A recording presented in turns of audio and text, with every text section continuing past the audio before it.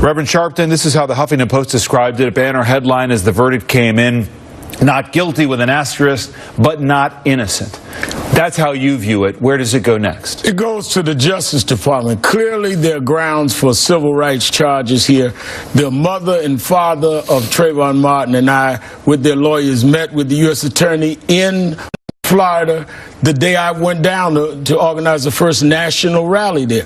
And we always said there would be a plan B, but there needed to be a plan A. There would never have been protests if there had been an arrest and if the police department there did what it was supposed to do. You wanted Zimmerman to have a fair trial. That's what you were pushing for before charges were ultimately filed. Was this not a fair trial? The trial happened.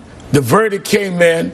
That does not exhaust the legal options of this family and the bigger community issues of civil rights. We now have a position on the books in the state of Florida where an unarmed teenager who committed no crime can be killed and the killer can say self-defense. That is dangerous. That is an atrocity. And I think that must be addressed. I think every American ought to be afraid that my child can do nothing wrong and can be killed, and you can use self-defense and tell 4 or 5 different stories that end up being inconsistent and still walk away. But you don't question, you disagree with the verdict, but you don't question that it was a fair trial. If you wanted him to have a day in court, that happened, that part of the process worked. I question the state law. I question, yeah, there could have been some things done differently at trial, but the real object now is to move forward on dealing with the state law and the civil rights.